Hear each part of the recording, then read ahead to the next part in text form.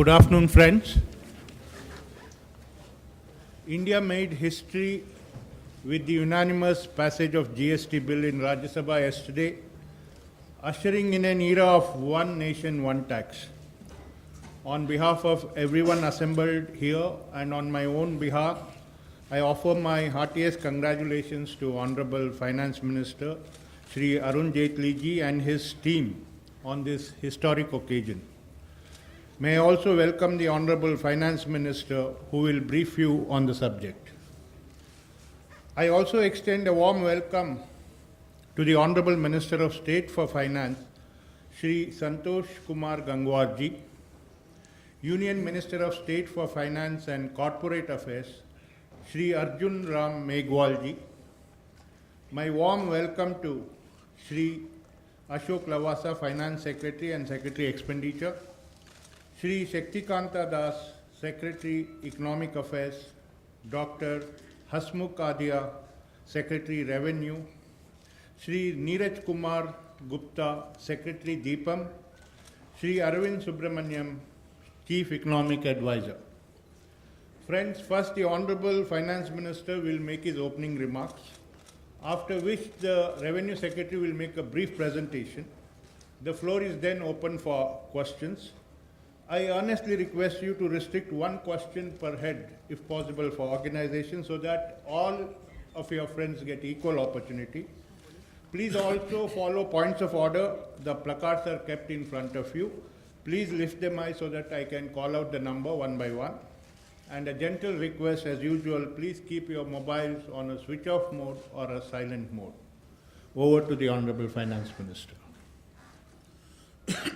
Well, thank you very much for all being here. Yesterday, a very major step forward has been taken in the direction of having a uniform tax in the country.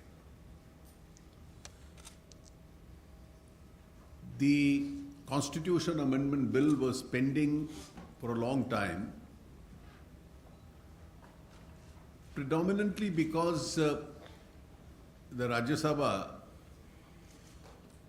was not able to reach a consensus on it. But eventually it was the inherent maturity of Indian politics that prevailed.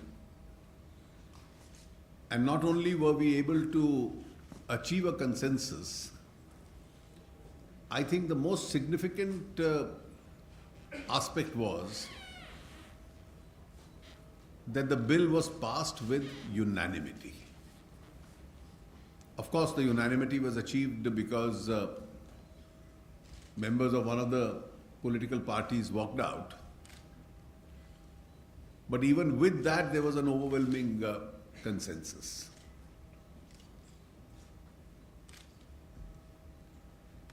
And in achieving this unanimity, besides the first point that I made, that the inherent maturity of Indian politics did prevail, I think public opinion in favor of this uniform tax also had a very important role. Most voices were loud and clear in favor of a uniform goods and services tax in the country. In fact, we have very rarely seen a situation where there was a sense of public anxiety, almost an exasperation over the delay.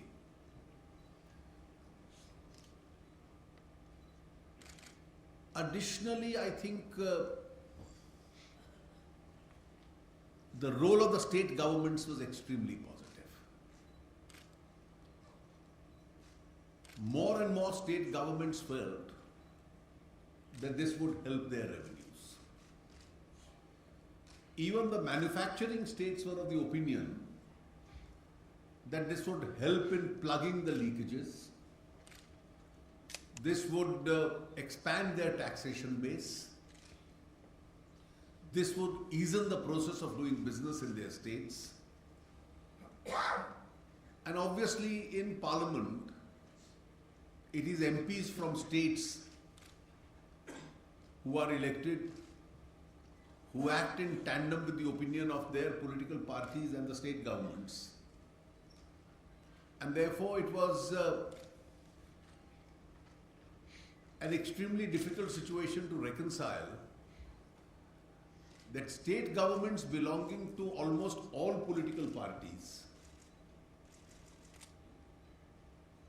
were overwhelmingly in support of the bill, and it was therefore not plausible for members of Parliament to stand up in opposition.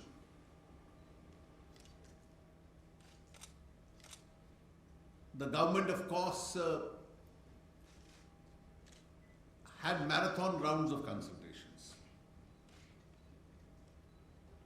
Over the last 2 years, we've had consultations at the level of the state governments, the chief ministers, the finance ministers, in the empowered committees. At the official level, we had a dialogue as far as the officials were concerned. And politically, we've been having a dialogue with almost every political party. And in the last phases of that dialogue, we were accommodative of various views, but without compromising on the fundamentals of the bill.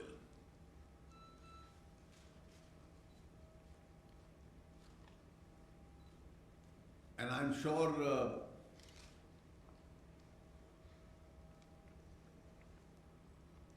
once the GST is rolled out, doing business in India would be easier. It would help a very large body of traders, business people,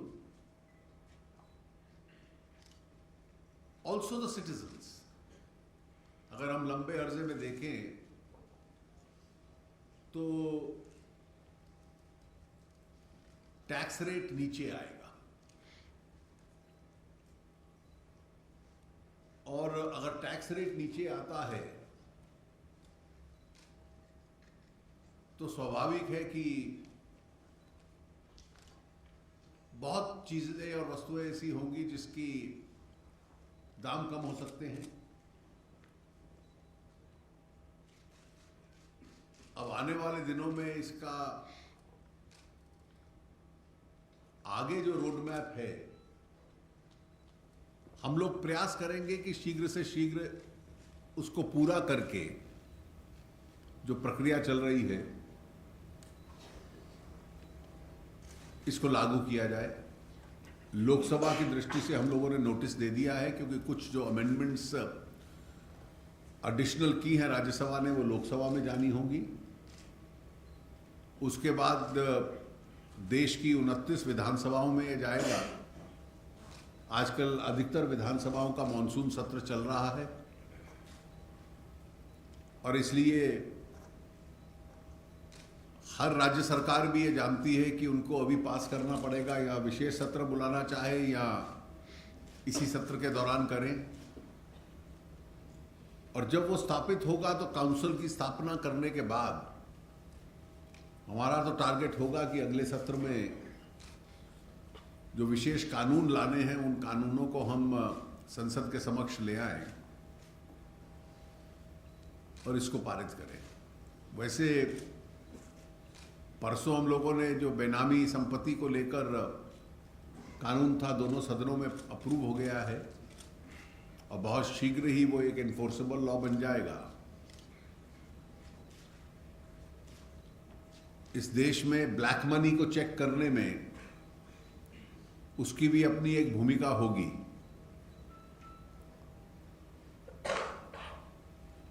अभी revenue secretary इस पे एक छोटी सी presentation देंगे, उसके बाद जो भी आपको स्पष्टीकरण चाहिए होंगे वो हम लोग उसके लिए उपलब्ध रहेंगे। Thank you, sir. Now I request the Revenue Secretary to make his presentation.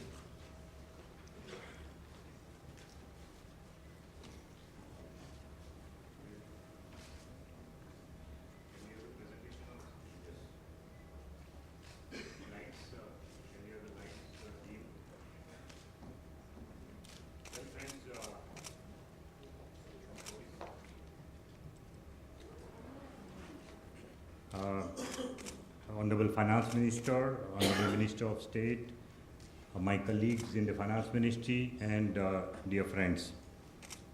First of all, before I start the formal presentation about the next steps for implementation of GST, I would like to also place on record the contribution made by so many officers in making this bill a reality. In fact, for last 10 years this has been going on, and more so the level of discussions with the state level finance secretaries and the commissioners of commercial tax, with the CBEC officers, with the officers of central government. Last 2 years there has been intense number of meetings, so many meetings are held, and so many of our colleagues who are working at the state level as well as in the central government have contributed to this, and I would like to really acknowledge the role played by them in making this a reality. My special thanks to all my colleagues who made this a reality, including two of my predecessors who have worked very hard for this, Saktikant Das, who was in revenue, and earlier to that Mr. Sumit Bose, who was also revenue secretary for 3 years prior to Mr. Das. So they have also played a very important role in this. And at the state level also there are many. In fact, the passion with which the state level officers used to come to Government of India and discuss this subject with us, and they tried to protect the interest of their state, it was really a sight to see. It was very engrossing discussion, and sometimes the meetings used to continue till late in the night. Every single subject we have discussed, and that is why, apart from the constitutional bill which has now been passed, we are also ready with the GST bill, and now it's only a question of final approval of the GST bill in the GST Council. So all these advanced preparations have been possible only because of this engagement with the state level officers. There are 3 things we need to do in order to achieve the targeted date of 1/4/2017. First is the establishment of a legal framework. I will talk a little more elaborately in the next slide about it. Then I will show you one roadmap for IT infrastructure. Where are we and where do we want to go? And third, of course, is the change management, which is a very important and the most important part of this entire exercise, which includes the training of officers of CBEC as well as state government, and also the outreach program for the business community, because all the people in India who are dealing in business, those who are traders, manufacturers, they have to be explained the provisions of the law, and we have to reach out to them. So as of now, we are trying to achieve this target date of 1st of April 2017. Coming to the legal framework, most of the media people have reported this today, that the next step will be 50% of states will have to ratify. There are 29 states and 2 union territories with state legislatures, so 31. We need approval of 16 states, which we hope to get within 30 days. Our target is within next 30 days, we must get approval of 16 states, the ratification by the legislature. Then, of course, the presidential assent will come. Cabinet will approve the formation of GST Council, and then all the recommendations of GST law, all the provisions of model GST law will be put up to the GST Council. And that is the phase in which we will have to see how much time it takes for us to arrive at a consensus, or at least 75% majority vote in the GST Council for adopting the model GST law. And then, of course, once it is approved by the GST Council, the Cabinet of Union and the state, they will approve their own laws.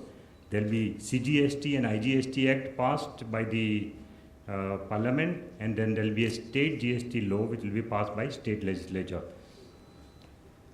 So we hope that in the winter session of 2016, all the bills should come before the state assemblies in the Parliament. As far as IT infrastructure is concerned, in fact, because of the foresight, we are ready with the backbone, IT backbone for implementation of GST. It is given to a company called Gujarat Goods and Services Tax Network. This company is already ready with most of the software for 3 processes: registration, return filing, and the payment. All these 3 modules are already ready. Hardware is also, matlab the comprehensive contract is already given. Now the hardware supply will start as early as possible. Apart from the front-end processes, we also need the back-end processes for the CBEC and for the state government, VET department. So that process also is going on. There are 31 states. 17 states have given their back-end processing work to the GSTN. So the software for that is being prepared by GSTN.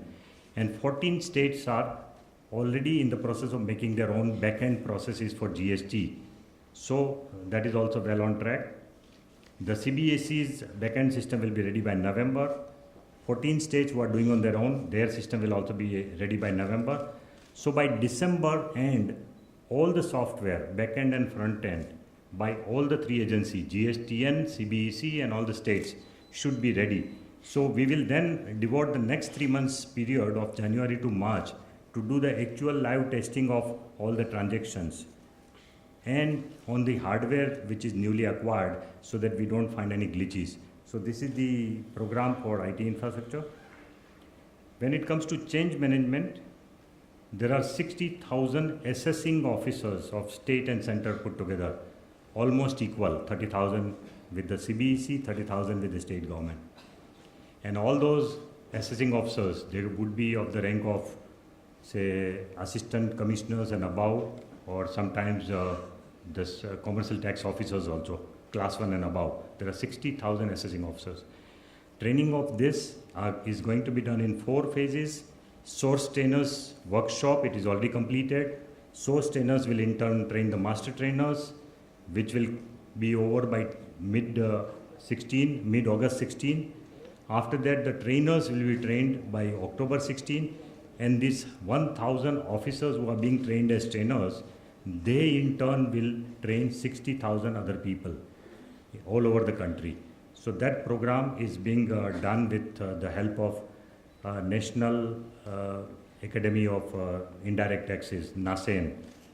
So that academy is going to be in charge of the training. Then after that, in December, between December and March, even the GSTN will do the training of IT systems for the officers of state as well as center. Simultaneously, the outreach program has already started. In 4 or 5 big cities, we already done the outreach program, big meetings with the trade and industry, in which officers from my own department have gone and explained to the trade and industry. But now the real work will start, because now we know exactly how it is going to come. So we'll be accelerating this process of outreach and sensitization of trade and industry, and we hope to complete that also by March 2017. Multiple town hall meetings will have to be held with trade and industry, and this is the most significant part of it. In order to explain to a small trader what will be the shape of GST, we will be making some IT modules also, some kind of a animation modules also, which will be put on the website so that anybody can pick up and learn about GST. It will be easy to understand kind of module, which training modules. As far as the process of registration is concerned, it's very simple. In fact, we already got the database of all the VAT dealers from all the states. And that database has been completely cleaned up. The database of excise and service tax payers also is with us. So the entire database is already ready. And so as soon as GST comes, they will be auto-migrated. So there is no need for the existing VAT dealer or a service tax dealer to again register with GST. They will be automatically transferred to GST. As far as new dealers are concerned, who come after 1/4/2017, the process is very, very simple. It is based on PAN as a unique identifier, and they will all get a new TIN number, tax identification number, GST identification number, and then the registration will be deemed registration. Within 3 days, if no query is heard from the department, it will be deemed to have been registered. So that kind of a simple process of registration is being planned. And in certain cases, post-registration verification will happen. And then if there is any problem with the registration, the dealer can be told to comply with it. As far as return filing is concerned, there will be 2 categories of people. Those who are B2C, business to consumer, for them the simple, very simple return will be there. there would not be any transaction-wise detail in case of B2C dealers where they are not getting into any interstate sale. If it is within the state, a dealer within the state, and if it is B2C, then the return will be very simple. It will only simply say turnover, etc. But if it is B2B, and also if it is covering interstate sale, then there are 4 returns prescribed. One will be the most important return, which has to be filed by 10th of every month. That return is called suppliers list. So to whom have I sold all the goods? That transaction-wise detail will have to be entered by 10th of the month. Once all the dealers do it by 10th of the month, then by 15th of the month, on the purchase side, whatever purchases are made by you, it will be auto-populated in your account. So everybody will get it. Just as today in income tax, if tax deducted is deposited by the deductor in the income tax account, then in form number 26AS, you automatically get a credit for it. So similarly, once the supplier's transactions are entered, the purchase side, whatever transactions have happened, will automatically be populated in your account, and the computer will do the matching. And that is why we say that this is an auto-compliant system in which every input tax credit will be matched by the computer transaction by transaction wise. And so this is the simple thing. And then the monthly return will also be populated. So once you have put in all your details of sales, then auto-population of purchases will happen. If you want to make any changes in that, suppose you say that some of my transactions are not reported in the purchase, then you can enter 1 or 2 more transactions which are left out. And the monthly return will then be auto-populated. Even the annual return will be auto-populated. You have to simply see if it is okay, sign it and send it. So this is a simple system of common return. And there will be 1 return for state as well as center. There will not be 2 returns for the state as well as center. The small taxpayers who have opted for a composition scheme will have to file return on a quarterly basis, not even monthly return, right? So that is the kind of system. And all taxes can be paid online. It has to be paid online. That is the kind of system we have developed. There will be a payment option on the website itself. You can straight away make payment through internet banking, through debit card, credit card, whatever. What are the major challenges in implementation of GST? These are the 7 main challenges. And we do hope that we are able to overcome these 7 challenges in order to meet the deadline of 1st April 2017. The first challenge is calculation of revenue base of state and center. Because the calculation which CES report has done and NIPFP has done is based on the taxable base of the state and center as in 2013-14. Since then, a lot of things have happened, both at the state as well as center level. And we need to account for those changes which have taken place in the last 2 years. For example, the central government has also come out with many more cesses in the last 2 years. So the calculation does not include those cesses, etc. Secondly, the requirement for compensation, it is yet to be worked out. And the requirement of compensation cannot be worked out till the GST Council decides the rate structure for the GST. Because once we know what is going to be the rate structure for GST, what will be the actual loss of revenue to states can only be worked out at that stage. So we'll have to wait till the rate structure is decided, and then only the compensation requirement can be worked out. As far as the GST rate structure is concerned, everybody wants lower taxes. There is no doubt about it. Politically also, the government would like to, as an Honorable FM has mentioned yesterday, that states as well as center, politically, it always is an ambition of any government to reduce taxes for the consumers. Consumers also want the lower taxes, and the dealers and the manufacturing sector, they also want lower taxes. But the challenge lies in making a rate structure, number 1, which is not obnoxious. Number 2, which is actually meeting the present revenue requirement of the state and center. Yesterday, Honorable FM in the Parliament had mentioned one figure, that 85% of the revenue of central government comes from items in the standard rate, which means that revenue is coming from 12.5% rate of excise duty. Similarly, 62% of the VAT revenues are coming from their standard rate, which is at present 14.5%.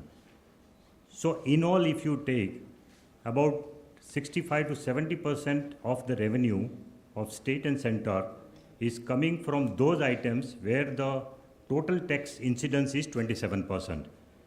Now, to what extent can we bring down this 27%?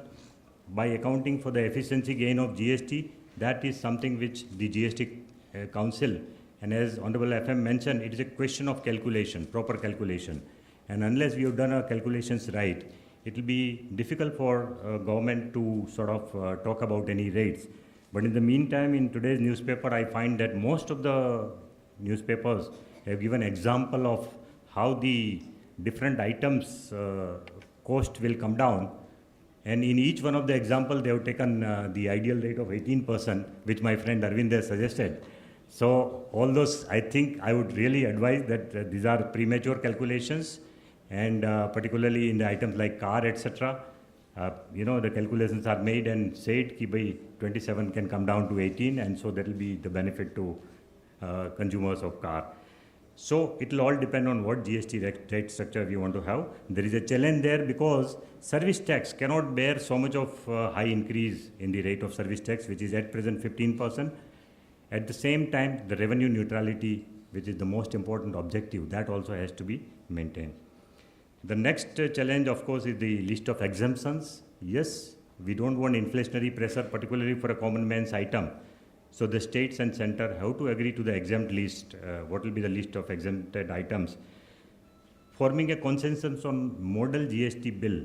Model GST bill has still not been debated in the empowered committee. It will mainly come up for discussion in GST Council now.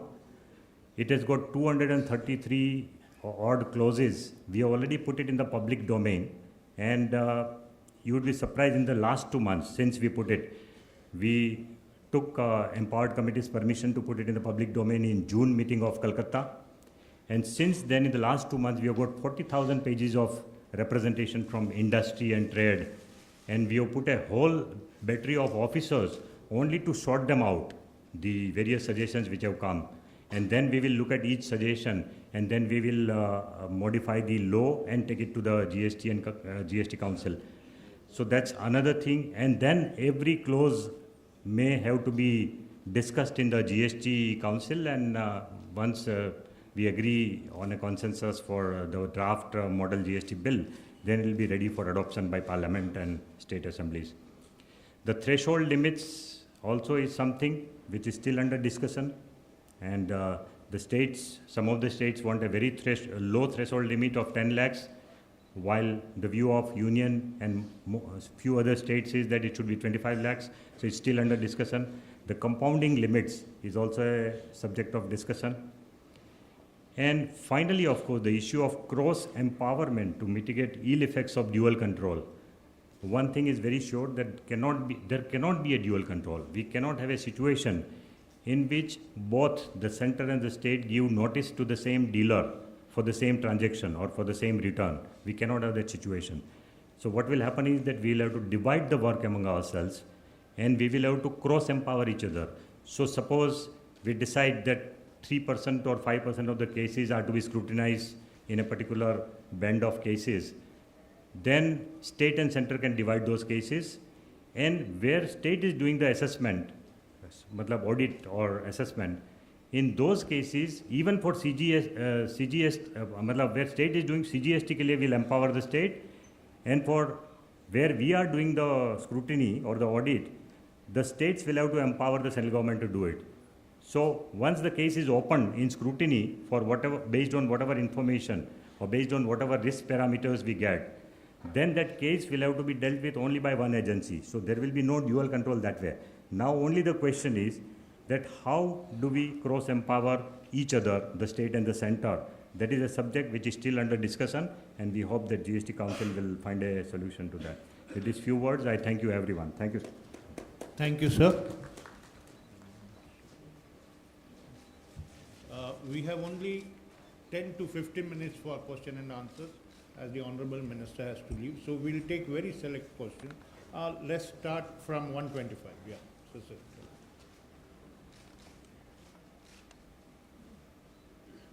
Sir जब जब GST लागू हुआ, चाहे वो Australia की बात करें, Malaysia की बात करें, कनाडा की, पहले 2 साल में महंगाई बढ़ी है। भारत क्या इससे अपवाद रहेगा कि अब भारत में यही चलन देखने को मिलेगा? देखिए, इस पे कोई सेटल मॉडल नहीं है। ये इस पे भी निर्भर करेगा कि अल्टीमेटली हमारे स्लैब्स क्या रहते हैं और रेट्स क्या रहते हैं। मैंने कल आंकड़े दिए थे कि बहुत बड़ी मात्रा में जो सीपीआई बास्केट की कमोडिटीज हैं वो जीएसटी एग्जेम्प्ट भी हैं, और इसलिए इन सब चीज़ों का उसके ऊपर प्रभाव पड़ेगा। Good afternoon, sir. I'm Rajesh from the Wall Street Journal. Wanted to get a brief insight on how implementation of GST will prop up the economy.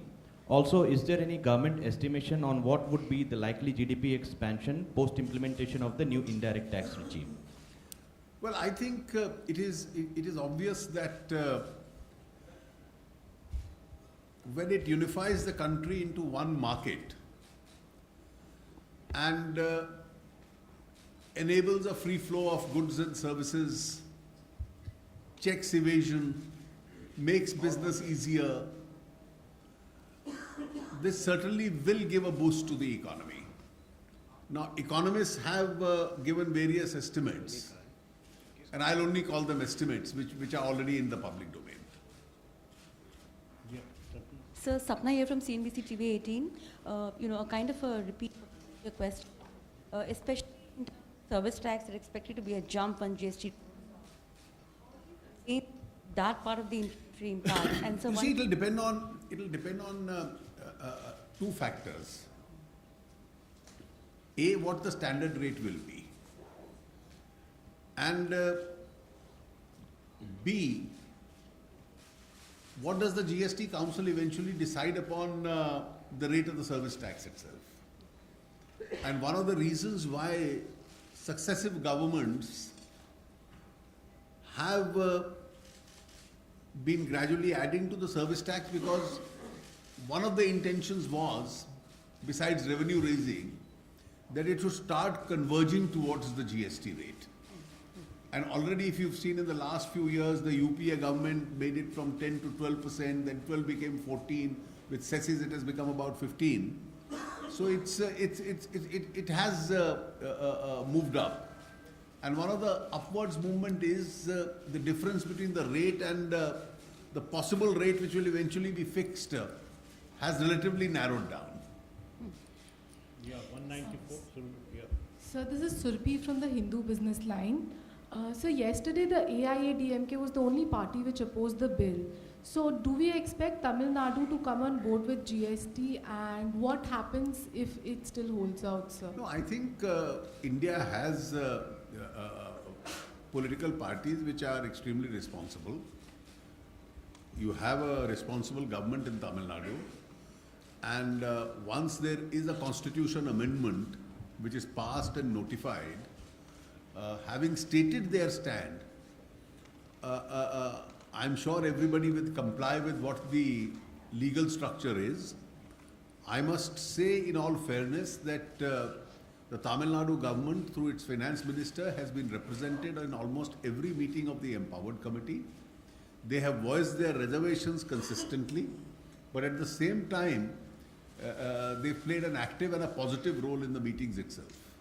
Yeah, please. Sir, two clarifications. Supriya Shineth from ET now. That the markets would want to know, do the cess and the surcharge of the centre government get subsumed by the GST?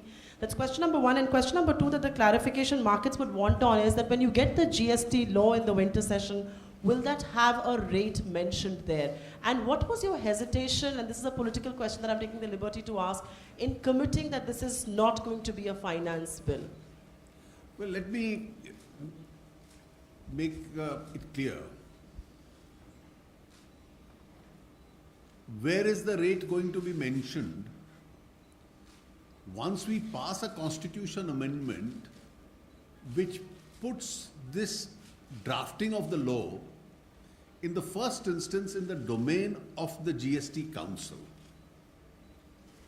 Now, without the first draft approved by the Council before me, how can I commit as to what the nature of that draft and what the content of the rate itself would be? And therefore, on a presumptive basis, for me to say as to what will be the nature of that law would not be fair. Secondly, I'll only add this.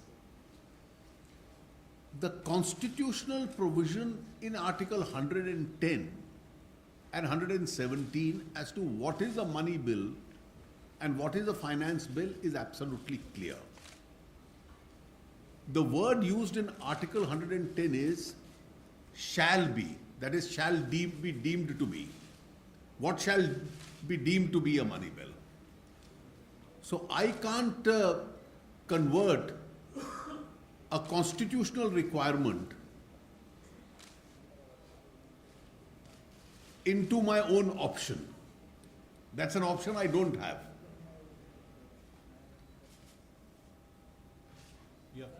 Sir मैं Lakshman CNBC आवाज से Well, that is a factor which will be factored in when they fix the rate.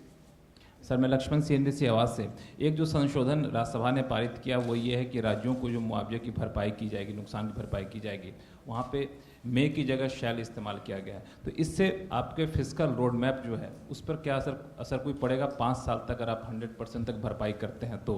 और दूसरा, P Chidambaram साहब ने कहा कि 18% rate रखने को लेकर के हम जन जन में अभियान चलाएंगे, लोगों को बताएं कि इससे महंगाई बढ़ेगी, इससे रेट बढ़ेगा। इसको कैसे आप काउंटर करेंगे? देखिए, मैंने इसीलिए कहा कि ये जिम्मेवारी सरकार की है कि सरकार राज्यों को जो नुकसान होता है उस राजस्व को पूरा करे, और उसके लिए केंद्र सरकार को खुद की आवश्यकताओं के लिए भी राजस्व चाहिए होगा और मुआवजा देने के लिए भी राजस्व चाहिए होगा। अगर कैप अनरीजनेबल होता है तो उससे तो केवल डेफिसिट पड़ेगा, और इसीलिए मैंने कहा कि मौजूदा जिम्मेवारी होना या पूर्व जिम्मेवारी होना, इसमें बड़ा अंतर रहता है। तो आप इकट्ठा कम कीजिए और खर्चा ज्यादा कीजिए, ये मौजूदा व्यक्ति नहीं कह सकते। Sir, just I wanted to add on that question, Ujjwal from Newsrise. Just, sir, there is a contradictory situation when you are saying that for a popular GST you need the lower rate. At the same time, you have to compensate states. So in coming years, we see more borrowing from the government or fiscal or creating more fiscal space by borrowing. I think what you need is an optimum rate. Sir, Meghna from INS. My question is that yesterday you had said that currently adding the service tax and the various other taxes that the taxpayer has to pay, the tax rate comes to much more. So can we be looking at a GST rate of over 18%? Well, obviously I indicated that currently what the taxpayers are paying is phenomenally much higher. And as the calculations which were just now put forward by the Revenue Secretary showed to you, for almost 60-70% of the commodities on a weighted average, you are paying 27% plus a large number of other small taxes. So that will all be added to it. Some of the states have even called it 30-32% or more. Now the guiding principle laid by the empowered committee is that this rate has to come down. Now it will gradually slide down, but even in the first instance it will come down. That's the clear intention that they've expressed. This will have to be married with their second intent that states need enough money for their own developmental activities. Now, developmental activities of states are also in larger public interest. Curtailing them will certainly not help the common man. So a balance between the two will always have to be maintained by the GST Council. Yeah. Sir, Last row there, yes. Sir, hi, Tvesh Mishra from Bloomberg Quint. Sir, at 18% GST, how much fiscal outgo do you foresee for compensating states over 5 years? Well, I think it's a matter, as I indicated, of calculation.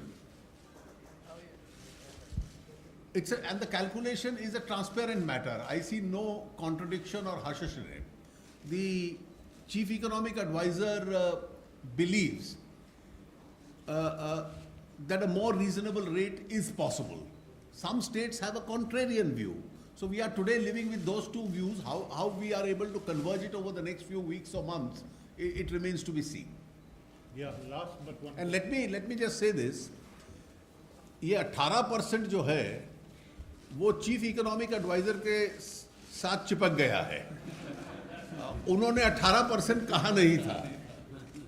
What he had said was that this is a price band between 16.9 to 18.9, which is actually closer to 17 to 19%. He had given a band. Last two brief questions. 42 here. Yes. Hello sir, this is Sagar from Cogensis. My question to you is that with the implementation of GST, all the existing taxes, state taxes will be subsumed. So recently Kerala government had introduced a tax, fat tax. So will the state governments have the liberty to introduce such taxes or not? Well, the subsuming of the taxes is the very first power, if you see that section in the Constitution Amendment, of the GST Council itself. So the Council itself will decide that, the taxes which are to be subsumed. We can make it the last question. Sir, I am Ashutosh from BTVI. My question to you is, sir, that there is a long way indeed going forward, as you said yesterday also. But how confident is the government that it will meet the April 1, 2000 deadline for the GST rollout? Well, I think we are going to try to make it as reasonably quick as possible. Now, which is the date by which we are able to make it will have to be seen. It's always good to set stiff targets and try and meet them rather than have no targets at all. Thank you, sir, and all the other dignitaries.